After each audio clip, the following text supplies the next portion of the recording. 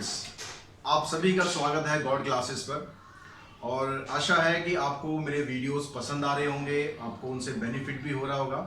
और साथ ही साथ आपने चैनल को सब्सक्राइब भी किया हुआ है। सब्सक्राइब नहीं किया हुआ है तो अभी सब्सक्राइब करें और बेल आइकन को भी प्रेस कर दें, क्योंकि इस वीडियो पर इस चैनल पर आपको कंटिन्यूसली अप्लाइड मैथमेटिक्स के वीडियो मिलते रहेंगे। पूरा सिलेबस आपको इस चैनल पर मिलेगा। उसके लिए आप बिल्कुल भी टेंशन मत लीजिए कि ये सिलेबस आपका कैसे होगा। उसके लिए मैं हूँ टेंशन लेने के लिए। आप बस अपनी पढ़ाई कीजिए और चीज़ों को समझिए। तो आज का बच्चों जो टॉपिक हम ले रहे हैं वो है मैथमेटिकल रीजनिंग। आपकी जो यूनिट 3 है वो यहाँ से स्टार्ट होती है। अब ये रीजनिंग होती क्या है, क्या इसका मैथमेटिक्स में क्या इसका रोल है। तो रीजनिंग की अगर मैं बात करूँ बच्चों, तो रीजनिंग का रोल हर चीज़ में है, सिर्फ मैथमेटिक्स में नहीं, हर चीज़ में है। आप डेली लाइफ में रीजनिंग यूज़ करते हैं, ठीक है। आपको पता नहीं होता आप रीजनिंग यूज़ कर रहे हैं, लेकिन एक्चुअली में रीजनिंग यूज़ कर रहे हैं। हम जब क्वेश्चंस करेंगे आपको यहाँ समझ में आ जाएगा कि हाँ, आप रीजनिंग ही यूज़ कर रहे थे। अब रीजनिंग की बात करें तो रीजनिंग जो होती है पर्सन टू पर्सन वेरी करती है। किसी की रीजनिंग बहुत अच्छी स्किल होती है, किसी की रीजनिंग स्किल ज़्यादा अच्छी नहीं होती है, लेकिन आप प्रैक्टिस करके उसको स्किल को अपने बढ़ा सकते हैं। क्योंकि रीजनिंग आनी और रीजनिंग समझनी और उसको एक्सप्रेस करना, ये सब चीज़ें आपको आनी चाहिए। अगर आप अपनी बात को, अपने क्वेश्चंस को आप एक्सप्रेस करना चाहते हैं तो उसको कुछ उसके लॉजिक्स होने चाहिए, उसके रीज़न होने चाहिए, आपके दिमाग में क्लियर होने चाहिए। साथ ही आप दूसरे को बताने के लिए भी आपको अपना कंसेप्ट क्लियर करना है कि भाई यहाँ पर ये इस तरीके से आप लॉजिक्स यूज़ कर रहे हैं, क्योंकि लॉजिक्स का रोल आपको पता है लाइफ में बहुत है। तो यहाँ पर भी पूरा का ये पूरी यूनिट जो है वो लॉजिक्स के ऊपर ही डिपेंड करती है, रीजनिंग के ऊपर डिपेंड करती है। कोई फार्मूला नहीं है, कुछ आपको रटना नहीं है, कुछ याद नहीं करना। बस क्या करना है, आपके लॉजिक्स यूज़ करने हैं, आपको अपना ब्रेन यूज़ करना है। बस यही पूरा यहाँ पर यूनिट है, यही पूरा टॉपिक है। अब क्योंकि जो रीजनिंग की हम बात करते हैं, रीजनिंग एक्चुअली दो तरह की रीजनिंग होती है। एक हम बोलते हैं इंडक्टिव रीजनिंग, एक बोलते हैं डिडक्टिव रीजनिंग। इंडक्टिव रीजनिंग की बात करूं तो ये आप अपनी डेली लाइफ में बहुत ज़्यादा यूज़ करते हैं। जैसे फॉर एग्जांपल आप कुछ मार्केट से परचेज करने जाते हैं। सपोज मैं एक एप्पल लेने गया मैं किसी पर। अब एप्पल मैं लूँगा तो मैं पहले एप्पल चेक भी करूँगा कि भाई एप्पल किस तरह का है। उसके लिए क्या करना, 2-4 एप्पल्स को मैं देखूंगा, चेक करूँगा, हाँ भाई एप्पल की शक्ल अच्छी लग रही है तो हाँ भाई एप्पल, इसके सारे के सारे एप्पल अच्छे होंगे। तो मैं यहाँ पर क्या कर रहा हूँ, मैं 2-4 पीसेस को देखकर एक एजम्पशन बना ले रहा हूँ कि हाँ भाई इसके सारे के सारे एप्पल अच्छे हैं। तो इसी को हम बोलते हैं इंडक्टिव रीजनिंग। जब हम किसी स्पेसिफिक चीज़ से जनरल कंक्लूजन पर पहुंचे हैं, मैंने 2-4 स्पेसिफिक चीज़ें देखी, उनसे मैंने कोई एक कंक्लूजन निकाल लिया कि हाँ भाई ये ऐसा ही है, तो उसको हम बोलते हैं इंडक्टिव रीजनिंग। और जब हम जनरल से स्पेसिफिक पे जाते हैं तो उसको हम बोलते हैं डिडक्टिव रीजनिंग। तो इसके बारे में हम डिटेल में बात करने वाले हैं इस चैप्टर में, डिडक्टिव रीजनिंग के बारे में ही। तो यहाँ से आपको क्लियरली समझ में आ जाएगा। और बाकी इसके बारे में डिटेल में किसी और वीडियो में बात करूँगा कि दोनों में डिफरेंस और क्या क्या होते हैं। अभी अब बेसिक डिफरेंस आप समझ पा रहे हैं कि स्पेसिफिक टू जनरल अगर हम जाते हैं तो इंडक्टिव होता है, और जनरल से स्पेसिफिक पर आते हैं तो डिडक्टिव रीजनिंग होती है। इंडक्टिव रीजनिंग में ऐसा भी नहीं होता कि आप हमेशा ट्रू होंगे। जैसे आपने 2-4 मैंने एप्पल निकाल के देख लिए कि भाई ये ठीक है, ये ठीक है, ये ठीक है, तो जरूरी नहीं कि सारे एप्पल ठीक होंगे। वहाँ पर जो ओवरऑल जनरल कंक्लूजन है वो गलत भी हो सकता है। लेकिन डिडक्टिव रीजनिंग में कभी भी जो आपका कंक्लूजन है वो गलत नहीं होगा, ठीक है। मतलब जो भी आप निकालेंगे, अगर आप कहेंगे एप्पल खराब है तो खराब, अगर कहेंगे एप्पल ठीक है तो सारे ठीक है, ये फर्क होता है दोनों में। तो अब यहाँ पर चैप्टर पे आगे बढ़ने से पहले कुछ और चीज़ों को आपको समझना जरूरी है कि क्या क्या चीज़ें आपको यहाँ पर यूज़ करनी है, उनमें डिफरेंस क्या होता है। तो सबसे पहले मैं बात करता हूँ अटरेंस। अटरेंस यानी कोई भी आप कोई जब मुँह से शब्द निकालते हैं, जो कुछ आप बात कहते हैं, वो अटरेंस। अब वहाँ पर कई बार ऐसा होता है कि कुछ चीज़ें हम जब बोलते हैं तो उनका कोई मीनिंग नहीं होता, कोई सेंस नहीं होता। जैसे कई बार हम गुस्से में आपस में लड़ाई झगड़े में एक दूसरे को कुछ बोलते रहते हैं, या वैसे ही हम बड़बड़ करते रहते हैं, ठीक है, कुछ भी, मतलब हम मुंह से जो हमने शब्द निकाला वो हमारा एक शब्द तो हुआ, लेकिन कई बार क्या होता है उनका कोई मीनिंग ही नहीं होता। नॉनसेंस एक्सप्रेशन, मतलब कोई मीनिंग ही नहीं होता है, हम उसे बोल तो देते हैं। तो उस तरह की चीज़ों को हम बोलते हैं अटरेंस। जब हम कुछ शब्द निकालते हैं उनका कुछ मीनिंग होता है तो उसको हम बोलते हैं सेंटेंस। जैसे where are you going, eat your lunch. तो यहाँ पर हम कुछ कमांड कर रहे हैं, कुछ क्वेश्चन कर रहे हैं, कुछ विश कर रहे हैं कि तो जहाँ पर ऐसी चीज़ होती है वहाँ पर उनका कुछ मीनिंग तो होता है, ठीक है। तो उसको हम बोलते हैं सेंटेंस। उसके बाद हम बात करते हैं सबसे इंपॉर्टेंट चीज़ जो हमें यहाँ पर यूज़ करनी है, स्टेटमेंट्स। स्टेटमेंट्स को प्रपोजिशन भी आप बोल सकते हैं, दर्शन भी बोल सकते हैं। ऐसी कोई भी सेंटेंस जो या कि ट्रू हो या फॉल्स हो, but not both at the same time. यानी स्टेटमेंट आपका कंप्लीटली ट्रू होना चाहिए या कंप्लीटली फॉल्स होना चाहिए, उसमें कोई कंफ्यूजन नहीं होना चाहिए, ठीक है, कि ये शायद हो भी सकता है, शायद नहीं भी हो सकता। ऐसा नहीं होना चाहिए। तो जब आप कंप्लीटली ट्रू स्टेटमेंट कोई बोलते हैं या कंप्लीटली ट्रू सेंटेंस कोई बोलते हैं तो उसको हम बोलते हैं स्टेटमेंट। जैसे फॉर एग्जांपल यहाँ पर आपके पास कुछ स्टेटमेंट्स मैंने यहाँ पर सेंटेंसेस लिखे हुए हैं एक्चुअली। अब ये हम चेक करते हैं ये स्टेटमेंट है या नहीं। अगर हम जैसे पहले वाले सेंटेंस पर चलते हैं, new Delhi is a capital of America. अब ये सभी जानते हैं कि न्यू दिल्ली अमेरिका की कैपिटल नहीं है, यहाँ पर कोई कंफ्यूजन नहीं है, यहाँ पर क्रिस्टल क्लियर है कि ये फॉल्स है कि न्यू दिल्ली जो है वो अमेरिका की कैपिटल नहीं होती है, हमें पता है। अगर हम कहें कि Rohit Sharma is a cricket player, हम जानते हैं भाई रोहित शर्मा जो क्रिकेट प्लेयर हम उसी की बात कर रहे हैं स्पेसिफिकली यहाँ पर, तो वो क्रिकेट प्लेयर है यानी ये ट्रू है, ठीक है। 8 इज लेस देन 5। अब 8 इज लेस देन 5, क्या 8 5 से छोटा होता है? हमें सबको पता है कि भाई 8 5 से छोटा नहीं होता, तो ये क्लियरली फॉल्स है। तो यहाँ पर आप देख रहे हो कि ये तीनों स्टेटमेंट का हमें ये पता हुआ है कि या तो ये फॉल्स है या ये ट्रू है। अगर कंप्लीटली फॉल्स है, कंप्लीटली ट्रू है, कोई कंफ्यूजन नहीं है, तो इसको आप क्या करेंगे, स्टेटमेंट की कैटेगरी में रखेंगे कि ये स्टेटमेंट है। लेकिन जब हम यहाँ पर बात करते हैं, कहते हैं x is a prime number, x एक प्राइम नंबर है, तो x प्राइम नंबर कब होगा? जब x की कोई वैल्यू होगी। अब x की वैल्यू तो हमें दी नहीं है, तो यहाँ पर अभी कंफ्यूजन है भाई, ये हो भी सकता है नहीं भी हो सकता जब तक हमें इसकी वैल्यू ना मिले। ऐसे ही कहता है x square plus 6x plus 5 equals to 0। अब यहाँ भी x की वैल्यू तो है ही नहीं ना हमारे पास। जब तक x की वैल्यू नहीं आएगी आप सर्टेन नहीं है कि भाई ये 0 के बराबर होगा या नहीं होगा। यानी यहाँ पर क्या हो रहा है, एम्बिगुअस स्टेटमेंट बन रही है, मतलब ना तो ये अब कंप्लीटली फॉल्स स्टेटमेंट बन रही है, ना ये कंप्लीटली ट्रू स्टेटमेंट बन रही है। दैट मीन्स इनको हम बोलेंगे कि ये स्टेटमेंट्स नहीं है। क्लियर हुआ? दोनों में फर्क समझ में आया? और मैं मोस्ट कॉमन एग्जांपल ले लेता हूँ। हम कहते हैं भाई mathematics is very very very difficult. अब यहाँ पर क्या होता है, जरूरी तो नहीं है कि ना सभी बच्चों के लिए डिफिकल्ट है। बहुत से बच्चे तो मैथमेटिक्स एंजॉय करते हैं जैसे आप लोग करते हैं, और बहुत से बच्चे ऐसे होते हैं जो मैथमेटिक्स से दूर भागते हैं, तो उनके लिए डिफिकल्ट है, लेकिन आप लोगों के लिए डिफिकल्ट नहीं है। तो यहाँ पर क्या हो गया, वो स्टेटमेंट सबके लिए ना तो फॉल्स है ना सबके लिए ट्रू है, तो वो स्टेटमेंट जो है स्टेटमेंट नहीं है। स्टेटमेंट वर्ड में गलती से यूज कर गया, वो सेंटेंस जो है वो स्टेटमेंट नहीं है। क्लियर हुई बात यहाँ तक कि स्टेटमेंट में फर्क क्या होता है, सेंटेंसेस में फर्क क्या होता है, अटेंडेंस क्या होता है, ये तीनों चीजें आपको पता होनी चाहिए। अब कुछ और यहाँ पर एग्जांपल लेते हैं, कुछ और सेंटेंसेस के एग्जांपल लेते हैं, उनसे और समझते हैं स्टेटमेंट्स के बारे में। तो यहाँ कुछ और स्टेटमेंट्स मैंने यहाँ पर लिखी है जिससे और थोड़ा हम क्लियरली समझते हैं कि स्टेटमेंट्स क्या होती हैं। कुछ यहाँ पर सेंटेंसेस लिखे हुए हैं। Open the window. अब ओपन द विंडो क्या, यहाँ पर क्या हो रहा है, एक ऑर्डर दिया जा रहा है कि विंडो खोल दो। Bring me a glass of water, यहाँ पे एक ऑर्डर है, मेरे लिए पानी लेकर आओ। तो how beautiful exclamatory sentence. Today is Sunday. अब टुडे इज संडे, टुडे के बारे में हमें क्या पता, किस दिन के बारे में बात करें, कोई स्पेसिफिक डेट तो यहाँ है नहीं। अगर मैं आज खड़ा हुए कहता हूँ, आज मैं अगर ये वीडियो बना रहा हूँ, आज क्या फ्राइडे है, और मैं कहता हूँ टुडे इज संडे, तो आपको नहीं पता ना कि आज संडे है या नहीं है। तो यहाँ पे कंप्लीटली ना तो ट्रू है ना फॉल्स है। Mumbai is a far from here. अब फार फ्रॉम हेयर, हेयर मतलब कहाँ, कहाँ से बता रहे हैं मुंबई के बारे में, नहीं पता। There are 31 days in a month. अब कौन से मंथ के बारे में बात कर रहे हैं, कहीं पर 31 भी होते हैं, कहीं पर 30 भी होते हैं, कहीं 28 29 भी होते हैं, तो किस मंथ के बारे में बात कर रहे हैं नहीं पता हमें। तो इस तरह के जो सेंटेंसेस होते हैं तो वो उसको आप स्टेटमेंट नहीं बोल सकते। तो ओवरऑल अगर कंक्लूजन निकालें तो हम कहते हैं कि ऐसे सेंटेंसेस जिनको आप स्टेटमेंट नहीं बोल सकते can not be called a statement if it is an exclamation, order, request और क्वेश्चन। अगर ये सब चीजें वहां पर यूज हो रही है, एक्सक्लेमेशन यूज हो रहा है, ऑर्डर दिया जा रहा है, रिक्वेस्ट की जा रही है, क्वेश्चन किया जा रहा है, तो उसको आप स्टेटमेंट नहीं बोल सकते। अगर यहाँ पर कोई वेरिएबल टाइम और प्लेसेस है, कोई स्पेसिफिक नहीं है, ठीक है, वेरिएबल टाइम है, अगर टुडे है या टुमारो है लिखा है, हेयर लिखा है, देयर लिखा है, तो यहाँ कोई स्पेसिफिक चीज नहीं दे रखी है, तो ये भी क्या है, स्टेटमेंट नहीं है। It involves pronouns such as he, she, they. इस तरह के जो प्रोनाउंस आप यूज करते हैं, हम कहते हैं कि वह क्रिकेट प्लेयर है। वह कौन है भाई, मैं भी हो सकता हूँ, कोई और भी हो सकता है, लेकिन ये थोड़ा है कि वह, उसका कोई स्पेसिफिक नाम होना चाहिए। तो इस तरह के जो प्रोनाउंस आप यूज करते हैं वो भी स्टेटमेंट्स नहीं होते।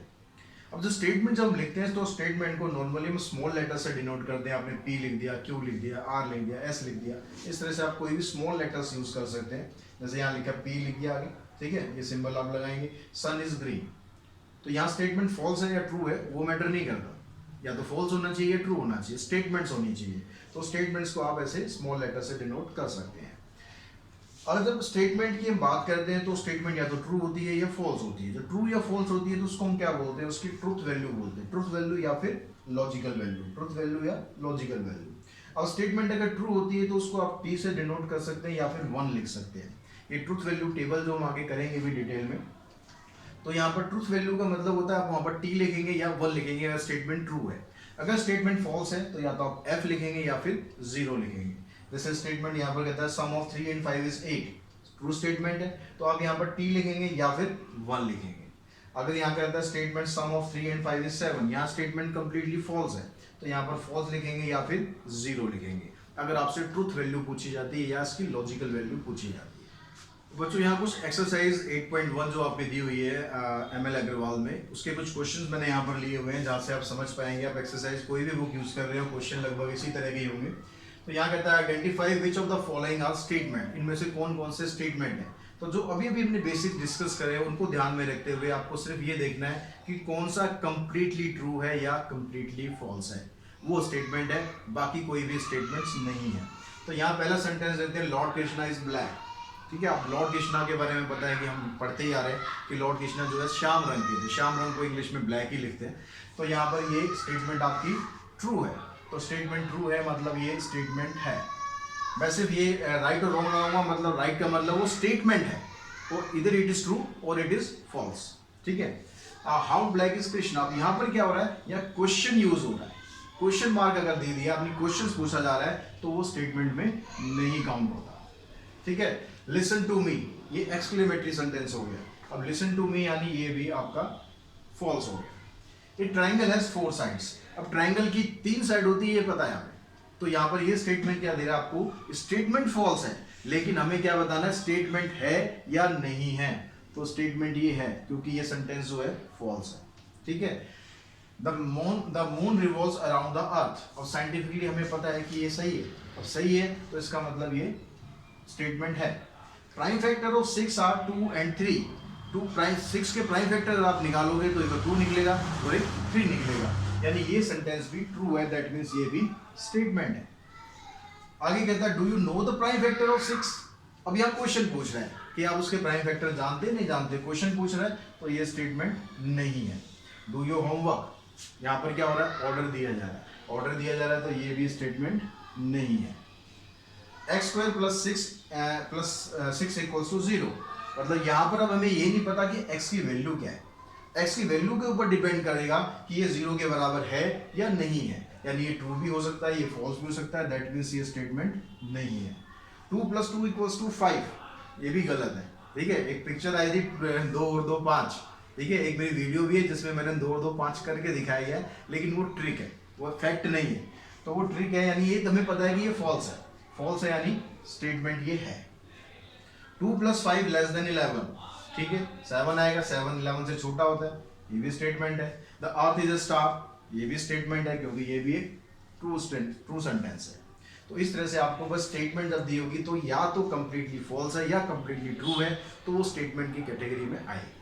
क्वेश्चन नंबर जो सेकंड दिया हुआ एक्सरसाइज में, उसमें भी आपसे यही सब पूछा गया है, कौन सा स्टेटमेंट है कौन सा स्टेटमेंट नहीं है। आप उसको ट्राई करना, किसी स्टेटमेंट में आपको दिक्कत आती है, किसी सेंटेंस में आपको दिक्कत आती है, तो उसको आप कमेंट बॉक्स में जरूर आप शेयर करें। थर्ड क्वेश्चन में पूछता है आपसे स्टेट द ट्रुथ वैल्यू, इसकी ट्रुथ वैल्यू क्या है। अब ट्रुथ वैल्यू में या तो आपको टी लिखना है या एफ लिखना है, ट्रू है तो ट्रू लिखना है, टी लिखना है, फॉल्स है तो एफ लिखना है, या 1 और 0 भी आप लिख सकते हैं। तो there are finite number of rational number, rational number finite नहीं होते, इनफाइनाइट होते, बहुत सारे होते हैं, जितने मर्जी हो सकते हैं। तो इसका मतलब ये स्टेटमेंट फॉल्स है, तो इसमें आप ट्रुथ वैल्यू देंगे तो एफ लिखेंगे। ax² + bx + c = 0 has always 2 real root, ये भी फॉल्स है। जब आपने 10th क्लास में ध्यान हो आपने करा था तो डी निकालते, डिस्क्रिमिनेंट निकालते थे, उससे पता लगाते थे रियल रूट है या नहीं है। तो यहाँ पर आपके पास जरूरी नहीं है कि इसके रूट हमेशा रियल आए, तो ये भी स्टेटमेंट आपकी फॉल्स है। स्काई इज रेड, ये भी फॉल्स है, स्काई रेड नहीं होता है, वो कभी कभी हमें दिखता है रेड, वो अलग बात है। New Delhi is the capital of India, true है स्टेटमेंट, तो यहाँ पर ट्रू आ गया। Every rectangle is a square, हर एक रेक्टेंगल स्क्वायर होता है, ये स्टेटमेंट फॉल्स है। अगर उल्टा दिया होता कि every square is a rectangle तो ट्रू हो जाता। Zero is a complex number, yes zero is a complex number. Complex number आपने अभी पढ़ा नहीं है ज़्यादा, तो कुछ एक नंबर होते हैं रियल नंबर, रियल नंबर के अलावा जो नंबर होते हैं कॉम्प्लेक्स नंबर होते हैं, तो जीरो एक कॉम्प्लेक्स नंबर की कैटेगरी में आता है। x minus zero equals to x. अब यहाँ पर देखो, यहाँ और यहाँ में फ़र्क समझो आप। यहाँ पर हम कह रहे थे कि ये फॉल्स भी हो सकता है, ये ट्रू भी हो सकता है, लेकिन यहाँ पर ये कंप्लीटली ट्रू है।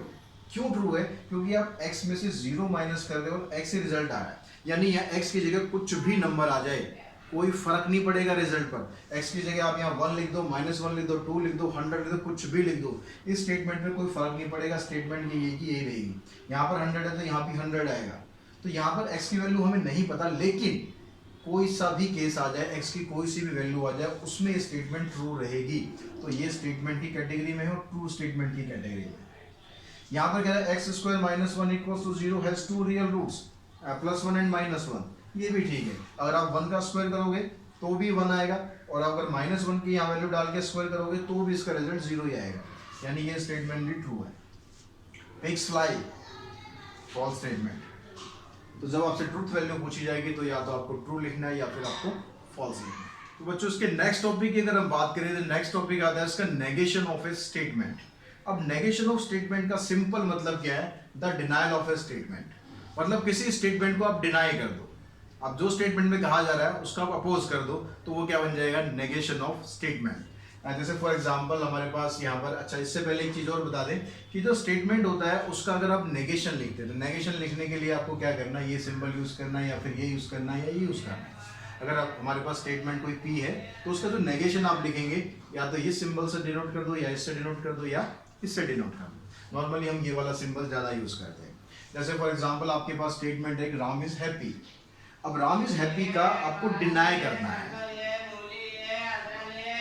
अदरक मूली आपको नहीं लेनी है, आपको इधर ध्यान रखना है अभी। तो यहाँ पर अब क्या करना है? हमें इसका स्टेटमेंट का जो नेगेशन देना है। नेगेशन देना है मतलब कहता है राम इज नॉट हैप्पी। तो आपके कुछ भी आप लिखो, एक मतलब लॉजिकल वे होना चाहिए लिखने का, स्टेटमेंट सही होनी चाहिए और उसका मीनिंग अपोजिट हो जाना चाहिए। तो यहाँ जब राम इज हैप्पी लिख रहा है तो आप इसको ऐसे लिखो नॉट हैप्पी, या लिख दो राम इज अनहैप्पी, या आप लिख दो राम इज सैड, या आप लिख दो it is false that Ram is happy. अगर आप लिख रहे हो कि it is not true that Ram is happy, अगर आप लिख रहे हो it is not the case that Ram is happy. इन सारे जो स्टेटमेंट्स हैं इन सभी का एक ही मतलब है कि राम हैप्पी नहीं है।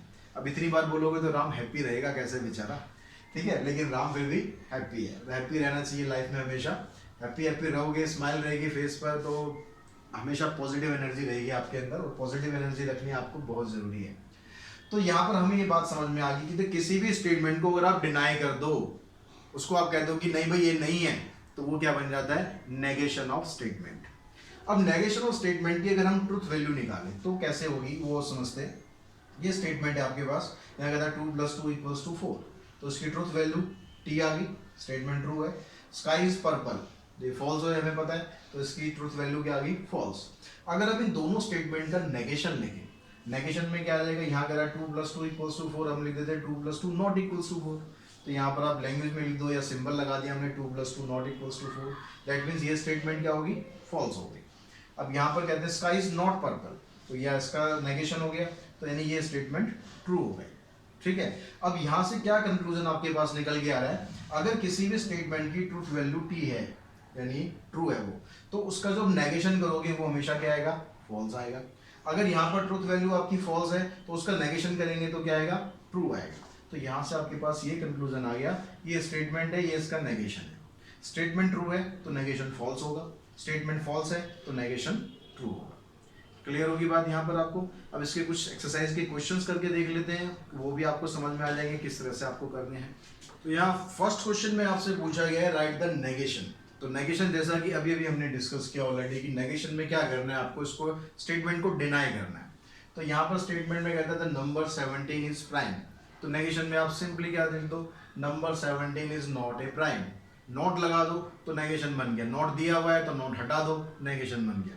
बिल्कुल सिंपल तरीके से अगर आपको लिखना है, बाकी लिखने के मैंने कई तरीके आपको बता दिए थे, आप जैसे मर्जी लिखो, लेकिन इसका मीनिंग अपोजिट हो जाना चाहिए। अगर आप लिख देते हो नंबर 17 इज कंपोजिट, तो ये भी उल्टा हो गया।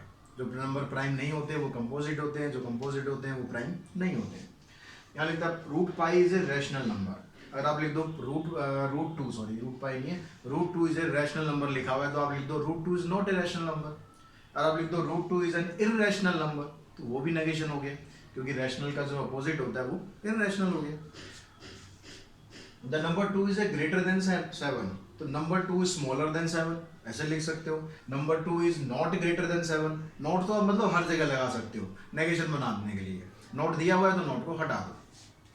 Cow has 4 legs, cow has not 4 legs ऐसे लिख सकते हैं। तो बिल्कुल सिंपल तरीके से आप इसकी नेगेशन लिख सकते हैं। नेक्स्ट क्वेश्चन में कहते हैं are the following pair of statement. यहाँ पर मैंने सारे एग्जांपल लिए, कुछ एग्जांपल लिखे, बाकी आप लोग कुछ समझदार हैं लिख ही सकते हैं। Are the following pair of statement negation of each other. ये दो स्टेटमेंट दी है, दोनों आपको बतानी है नेगेशन है एक दूसरे की या नहीं है। ये कहता है number x is not a rational number. तो पहले इसका मीनिंग हम समझ लेते हैं। यहाँ कह रहा है number x is not a rational. Not a rational का मतलब ये कह रहा है कि इररेशनल नंबर है। सिंपल मीनिंग हो गया कि नंबर x क्या है, इररेशनल है।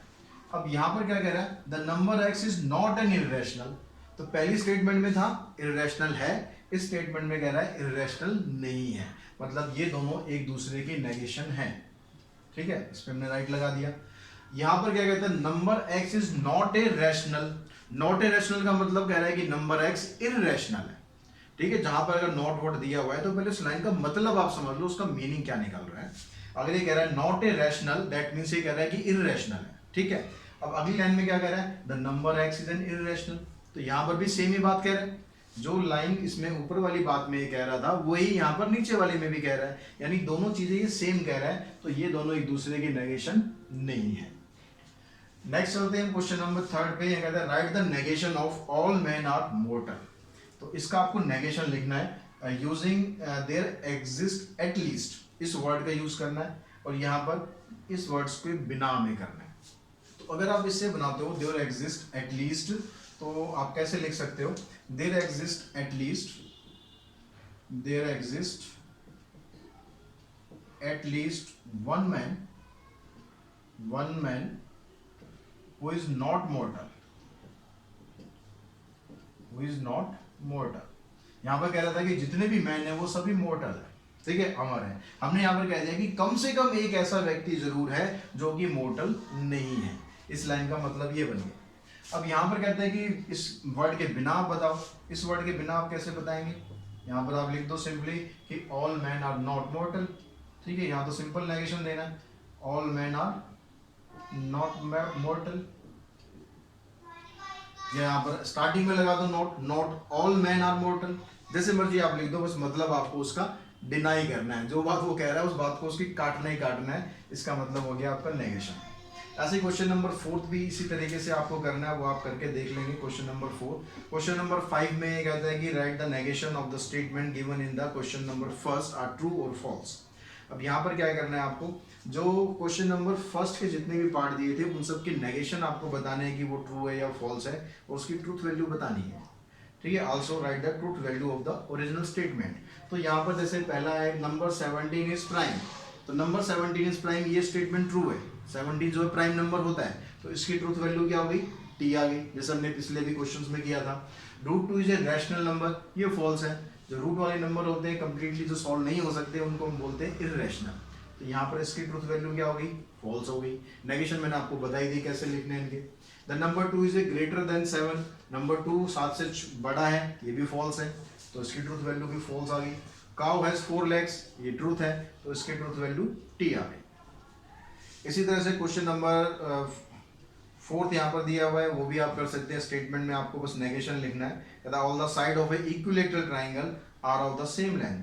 तो नेगेशन में क्या कर देंगे, all the side of equilateral triangle are not of the same length.